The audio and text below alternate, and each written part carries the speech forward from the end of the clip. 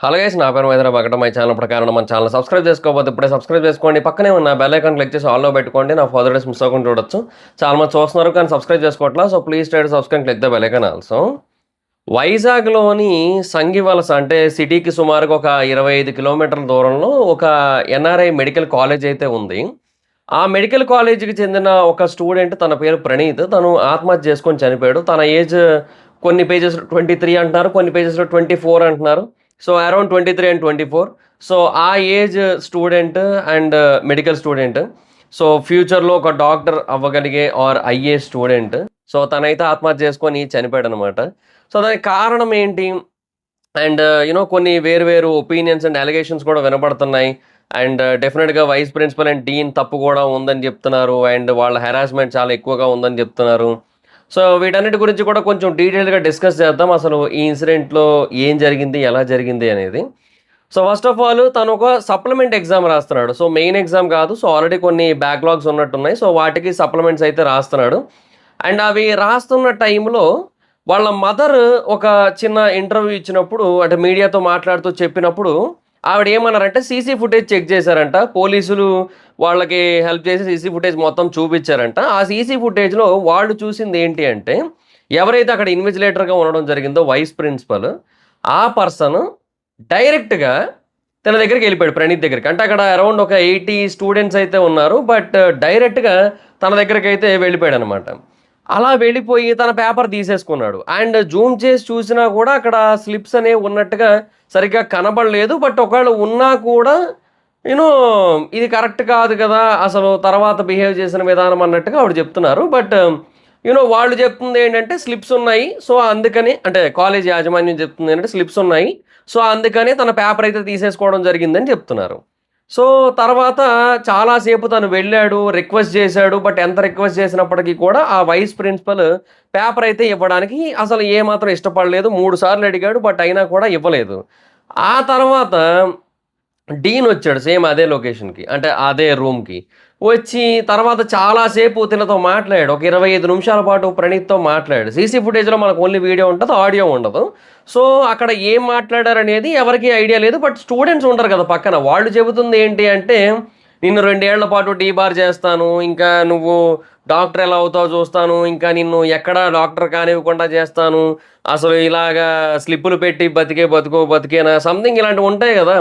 So అంటే చాలా నెగెటివ్‌గా మాటలతో టార్చర్ చేస్తూ, మాటలతో హెరాస్ చేస్తూ, అంటే కొంచెం స్ట్రాంగ్ మైండ్ సెట్ ఉన్న పీపుల్ అయితే వాటిని ఎయిదర్ యాక్సెప్ట్ చేస్తారు. లేదంటే సరేలే ఏముంది ఎలాగో దొరికిపోయాం కదా! ఇంకా మన తప్పు కూడా ఉంది కదా! అని చెప్పి లైట్ తీసుకొని మళ్ళీ నెక్స్ట్ టైమ్ రాసుకుందాం అనుకుంటారు.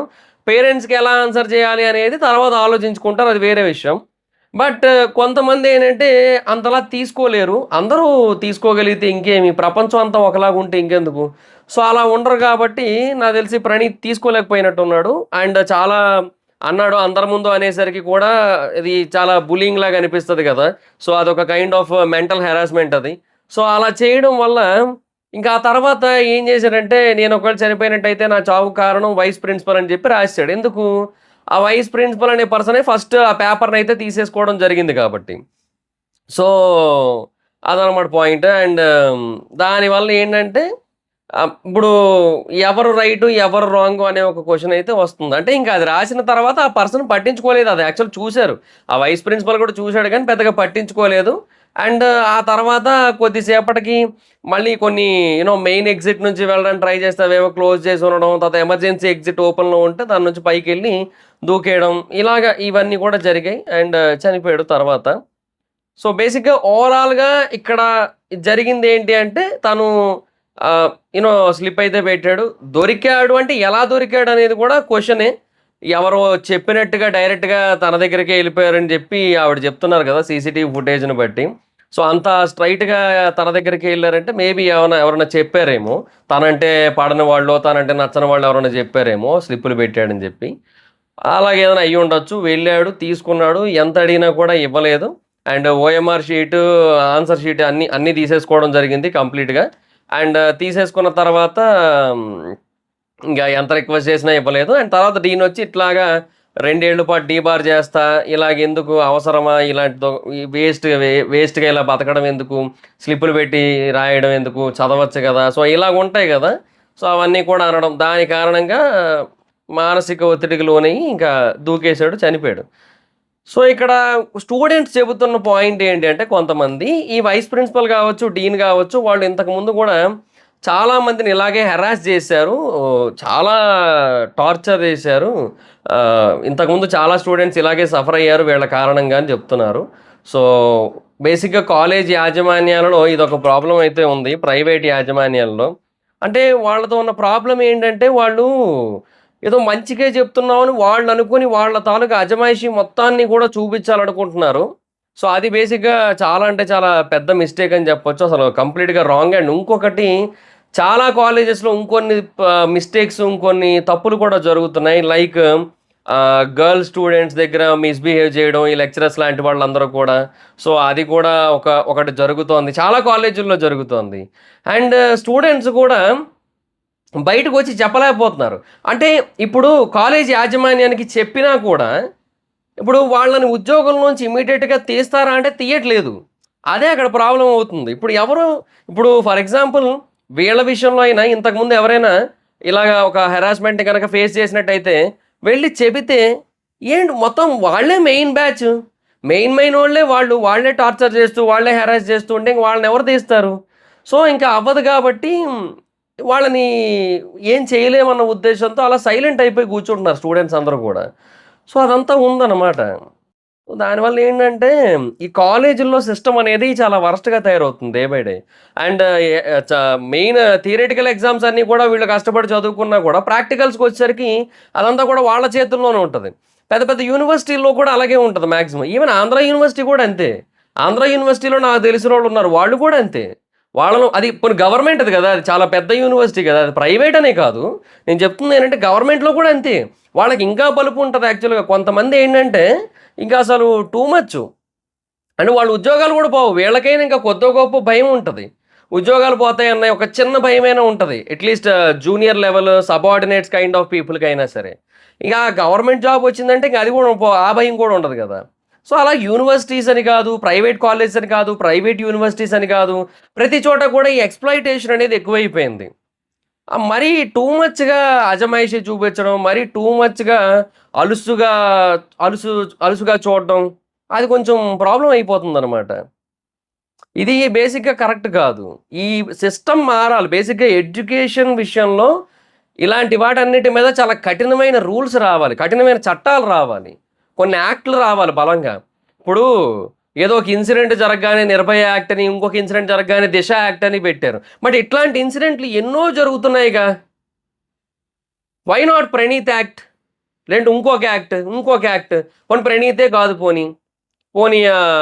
విద్యార్థి యాక్ట్ అలాంటివి ఏమైనా సరే చాలా స్ట్రాంగ్‌గా ఎందుకు రావు. అలాంటివన్నీ జరగని పనులు మన దగ్గర. ఎందుకంటే ఎడ్యుకేషన్ అనేది చాలా పెద్ద బిజినెస్ మన దగ్గర. చాలా హ్యూజ్ లెవెల్ బిజినెస్ అది. సో, ఆ లెవెల్‌లో బిజినెస్ జరుగుతున్న దాంట్లో ఎవరు కూడా మాక్సిమం ఇంట్రెస్ట్ చూపించరు. దానికి తోడు గవర్నమెంట్‌కి చెందిన వాళ్ళకే ఎన్నో విద్యా సంస్థలుంటున్నాయి. దానివల్ల ఇంకా వాళ్ళేం జేస్తారు చెప్పండి? వాళ్ళు ఆపరు, ఇబ్బందులు పెట్టరు, అసలు రూల్స్, రిస్ట్రిక్షన్స్ లాంటివేమి ఉండవు. నచ్చినట్టు ఉంటారు మొత్తం స్టాఫ్ అంతా గూడా. ఇది బేసిక్‌గా జరుగుతోంది. జరగట్లేదు అనడానికైతే లేదు. కొంతమంది మంచోళ్ళుంటారు. మంచోళ్ళే లేరసలు. ఇక భూమి మీద ఉన్న ప్రతి ప్రొఫెసరు, ప్రతి లెక్చరరు, ప్రతి టీచరు అందరూ కూడా బ్యాడ్‌గానే బిహేవ్ చేస్తారనేది రాంగ్. వాళ్ళలో మంచోళ్ళు గూడా ఉన్నారు డెఫినెట్‌గా. కాకపోతే ఏంటంటే ఇంకా చెప్తున్నాను గదా! కొంతమంది ఇలాగ దరిద్రులు కొంతమందున్నారు. వాళ్ళేంటంటే ఓవర్ డామినేషను, అజమాయిషీ చలాయించడం అండ్ ఏదో స్టూడెంట్స్‌ని ఏదో పురుగుల్లా చూడడం. అది మీకు ఇంకో దిక్కు లేదురా మేము తప్ప అన్నట్టు బిహేవ్ చేయడం. సో, ఇది కరెక్ట్ కాదు. So, first of all educational system మారాలి అంటే ఏదో మనుషుల్లో మార్పొచ్చేస్తది. ఇలాంటి ఇన్సిడెంట్స్ చూసి ఇంకొంతమంది భయపడతారు. ఇంకొంతమంది అదేం ఉండదు. గవర్నమెంటే చాలా సీరియస్ యాక్షన్స్ తీసుకోవాల్సుంటది. అలాగని మొత్తం ఎంటైర్ ఎడ్యుకేషన్ సిస్టమ్ మొత్తాన్ని కూడా గవర్నమెంట్ చేతుల్లోకి తీసుకొని ప్రైవేట్ ఎడ్యుకేషన్ సిస్టమే లేకుండా చేయాలంటారు కొంతమంది. అది కూడా అయ్యే పని కాదులెండి. ఎందుకంటే మన దగ్గర ఉన్న స్టూడెంట్స్‌కి గవర్నమెంట్ కాలేజీలు కట్టాలంటే అయ్యే పని కాదు. అన్నింటిని మెయింటైన్ చేయాలన్నా అయ్యే పని కాదు. అండ్ రెండోది అదే చెప్తున్నా కదా! Government teachers or government professors or government లెక్చరర్స్కి ఇంకొంచెం ఎక్కువే ఉంటుంది ఆ ఫీలింగ్. ఎందుకంటే వాళ్ళ జాబ్ పర్మనెంట్, ఇంకా అది పోనే పోతుంది. సో అదొకటి ఉంది కాబట్టి గవర్నమెంట్ మెయింటైన్ చేయకపోవడం కరెక్ట్. ప్రైవేట్ కూడా ఉండాలి. ప్రైవేట్లో అయితే ఆ జాబులు పోతాయనే భయం ఉంటుంది కొద్దో గొప్ప. బట్ ఏమంటే చెప్తున్నాను కదా, ఇట్లా పెద్ద ఆ కాలేజ్ మెయిన్ పీపుల్ ఎవరైతే ఉంటారో వాళ్ళే అలా చేశారనుకోండి, ఏం చేయలేరు కదా. యాజమాన్యం ఎవరో ఓనర్స్ ఉంటారు, వాళ్ళేంటి చైర్మన్స్ మేనేజింగ్ డైరెక్టర్స్, వాళ్ళేంటి అరే ఇప్పటికిప్పుడు వీళ్ళని తీసేస్తే మనకి ఆల్టర్నేట్ దొరకపోవచ్చు కదా అనే ఫీలింగ్లో ఉంటారు. సో అందుకని వాళ్ళు తీయడానికి ఇష్టపడరు. ప్రొఫెసర్స్ని కూడా అంతే తీయడానికి ఇష్టపడరు అందుకే మ్యాక్సిమం. సో అందుకే జస్టిస్ జరగట్లేదు ఎక్కడా కూడా. సో అప్పుడు ఏం చేయాలి, ఇలాంటివి ఏదన్నా జరిగినట్టయితే డైరెక్ట్గా డీన్ మీద వైస్ చైర్మన్ మీద కాకుండా డైరెక్ట్గా కాలేజ్ ఆ ఓనర్ ఒకడు ఉంటాడు, వాడి మీద కేసు వేసేయాలి డైరెక్ట్గా, వాడిని అరెస్ట్ చేయాలి. అప్పుడు ఇవన్నిటిని కూడా చాలా స్ట్రాంగ్గా డిసిషన్స్ తీసుకుంటాడు, యాక్షన్స్ తీసుకుంటాడు వీళ్ళ మీద. సో అప్పుడు కొంచెం కొద్దో గొప్ప బాగుపడుతుంది. చెప్తున్నా కదా, నేను అదే అంటున్నా. ఒక అమ్మాయి ఇన్సిడెంట్ జరిగింది ఢిల్లీలో, నిర్భయ యాక్ట్ పెట్టారు. హైదరాబాద్ ఓఆర్ఆర్ దగ్గర ఒక ఇన్సిడెంట్ అయింది, దిశ యాక్ట్ పెట్టారు. ఇట్లాంటివి ఎన్ని జరుగుతున్నాయి. మొన్నే నారాయణ కాలేజ్ స్టూడెంట్ ఒక ఆయన పైనుంచి దూకేశాడు. ఇప్పుడేమో ఎన్ఆర్ఐ కాలేజు, ఎన్ని కాలేజీలు జరుగుతూనే ఉన్నాయి. కాలేజీల మీద కాలేజీలు దూకేస్తున్నారు జనాలు అనేటట్టు జరుగుతున్నప్పుడు, అక్కడ హెరాస్మెంట్లు అనేవి జరుగుతున్నప్పుడు, అక్కడ ఇబ్బందులు అనేవి ఎదురవుతున్నప్పుడు వాటి గురించి ఒక ప్రాపర్ చట్టాలు ఎందుకు తేవట్లేదు? తేవాలి కదా. ఏం చెప్తావులేండి, ఇంక అంతే చెప్తున్నాను కదా, ఇందాక అదే చెప్పా, గవర్నమెంట్ వాళ్ళవి చాలా ఉన్నాయి కాబట్టి. మళ్ళీ ఈ ర్యాంకుల ఇది ఒకటి ఉంది కదా, ర్యాంకుల రేసు, 1 1 2 2 3 3 4 4 5 5 6 6 అలా ఉంటుంది. సో ఈ ర్యాంకుల రేసు బేసిక్గా చాలా వరకు నడుస్తూ ఉంది. అండ్ దీనికోసం కూడా స్టూడెంట్స్ మీద విపరీతంగా టార్చర్ పెడుతుంటారు. ప్రతి మనిషికి ఒక లిమిట్ ఉంటుందబ్బా. ఇప్పుడు అంతెందుకు, నేను నా పర్సనల్ ఎక్స్పీరియన్స్ చెప్తా. నేను 2018 నుంచి యూట్యూబ్లో వీడియోలు చేస్తున్నా, facts and mystery videos, like ఆ డీప్ తెలుగు, అంతకుముందు అన్నోన్ ఫ్యాక్ట్స్ తెలుగు, ఆ ఛానల్ నుంచి చేస్తూ ఉండేవాడిని. సో 2018 నుంచి, ఇంకా చెప్పాలంటే 2017 నుంచే చేస్తున్నాను నేను, 2017 ఎండింగ్ నుంచి, ఆ డిసెంబర్ ఆ టైం నుంచి. అప్పటి నుంచి చేస్తూ ఉంటే అలా ఒక 8 ఏళ్ళు దాటిపోయింది. ఇప్పుడు ఆ ఫ్యాక్ట్స్ మిస్టరీ వీడియోలు చెయ్యాలి అంటే నా బ్రెయిన్ సహకరించట్లే. ఇంతకు ముందులాగా ఎక్కువ రీసెర్చ్ చేయలేకపోతున్నా, ఎక్కువ ఇన్ఫర్మేషన్ గ్యాదర్ చేసి ఎక్కువ లెంతీ వీడియోస్ చేయలేకపోతున్నా. ఎందుకు, ఆ లిమిట్ అయిపోయిందేమో నాకు అదే అనిపిస్తుంది. ఏదో బాధలు పడి కొన్ని వీడియోలు అయితే చేస్తున్నాను స్టిల్. బట్ అదే చెప్తున్నా, డీప్ తెలుగు ఛానల్లో నేను చేస్తూ ఉంటాను కదా, సో దాంట్లో చెప్తున్నాను నేను. సో అంటే ప్రతి మనిషికి ఓ లిమిట్ ఉంటుంది. ఆ లిమిట్ని బట్టే ఆ మనిషి చదవగలడు, వారు అర్థం చేసుకోగలడు, వారు ఏదైనా చేయగలడు. అంతేగాని లిమిట్కి మించి రుద్దేస్తామంటే కష్టం. And at the same time ఇక్కడ ఇంకొకటి కూడా ఉంది మనం ఆలోచించాల్సిన, కాయిన్కి రెండో సైడ్ కూడా ఉంది. అది ఏంటంటే, ఇప్పుడు ప్రణీత్ అనే పర్సన్ బేసిక్గా ఏమో మేబీ చదువులో కొంచెం వెనకబడే ఉండొచ్చు. ఎందుకంటే సప్లిమెంట్స్ రాస్తున్నాడు అంటే ఆబ్వియస్లీ మెయిన్ ఎగ్జామ్స్ ఫెయిల్ అయినట్టేగా. దానికి ఏ కారణమైనా ఉండొచ్చు. మేబీ పర్సనల్గా ఏదైనా రీజన్స్ ఉండొచ్చు, హెల్త్ ఇష్యూస్ వచ్చి ఉండొచ్చు, ఫ్యామిలీలో ఏదైనా ఫైనాన్షియల్ ప్రాబ్లమో, లేదంటే ఎవరికైనా ఏదైనా అవ్వడమో, ఏదైనా జరిగి ఉండొచ్చు, మనకు తెలియదు, మనకు అవన్నీ కూడా. బట్ జనరల్గా ఒక పర్సన్కి బ్యాక్లాగులు ఉండిపోయాయంటే ఎవరైనా ఏమనుకుంటారో, ఆబ్వియస్లీ తను సరిగ్గా చదవలేదని అనుకుంటారు. ఇప్పుడు సప్లిమెంట్స్ రాస్తున్నప్పుడు కూడా స్లిప్పులు పెట్టాడంటే ఆబ్వియస్లీ సరిగ్గా చదవట్లేదని అర్థం. సో సరిగ్గా చదవకుండా చేతిలోకి డిగ్రీ వచ్చేయాలి, అర్థం చేసుకోకుండా, తెలుసుకోకుండా, నాలెడ్జ్ పెంచుకోకుండా మనం ఆ ఫీల్డ్లోకి వెళ్ళిపోవాలి అనే ఆలోచనలోంచి ఫస్ట్ ఆఫ్ ఆల్ ఆ స్టూడెంట్స్ కానీ, వాళ్ళ పేరెంట్స్ కానీ మొత్తం అందరూ కూడా బయటకు రావాల్సి ఉంటుంది. స్లిప్పులు పెడితే ఆ స్లిప్పులు తీసేసుకొని వదిలేయాలి, అదే లేదంటే ఆన్సర్ షీట్ తీసుకొని వదిలేయాలి, ఏమనకూడదు అంటే నేను అదే అంట. ఏమో ఇప్పుడు చదివేసి వెళ్ళొచ్చుగా, స్లిప్పులు ఎందుకు పెట్టాలి? చాలామంది స్లిప్పులు పెట్టి పాస్ అవుతుంటారు. నాకు అదే అర్థం కాదు, ఎందుకు స్లిప్పులు పెట్టాలి? What is the use? ఇప్పుడు ఒక డాక్టర్ రేపొద్దున్న స్లిప్పులు పెట్టి మెడిసిన్ ప్రిస్క్రిప్షన్ అయితే ఇవ్వలేడు కదా. స్లిప్పుల నాలెడ్జ్తో బ్రెయిన్ నాలెడ్జ్ ఉండాలి, ఇండివిజువల్ నాలెడ్జ్ ఉండాలి. సో అది ఉంటేనే జరుగుతుంది. అండ్ ఎప్పటికప్పుడు డాక్టర్స్ అంటే మళ్ళీ ఇంకో ప్రాబ్లం ఉంటుంది. అది ఏంటంటే మెడిసిన్స్ అనేవి ఎప్పటికప్పుడు అప్గ్రేడ్ అవుతుంటాయి. ఈరోజు ఇప్పుడు ఫర్ ఎగ్జాంపుల్ మోకాల నొప్పులకు మెడిసిన్ ఇచ్చారంటే రేపు మళ్ళీ ఒక నెల 2 నెలల తర్వాత కొత్త మెడిసిన్ వస్తుంది మార్కెట్లోకి, అది చాలా ఎఫెక్టివ్గా పనిచేస్తుందని తెలుస్తుంది. సో డాక్టర్స్ దాన్ని ఇవ్వాల్సి ఉంటుంది. అండ్ దాంట్లో కూడా మళ్ళీ ఎలాగ స్కాములు ఉంటాయిలేండి. బేసిక్గా కొంతమంది డాక్టర్స్ ఎలా చేస్తారంటే ఫస్ట్ ఒక 10% మాత్రమే తగ్గే కైండ్ ఆఫ్ మెడిసిన్ ఇస్తారు. తర్వాత ఒక 50% తగ్గే మెడిసిన్ ఇస్తారు. ఆ తర్వాత మాత్రమే 100% తగ్గే మెడిసిన్స్ ఇస్తారు.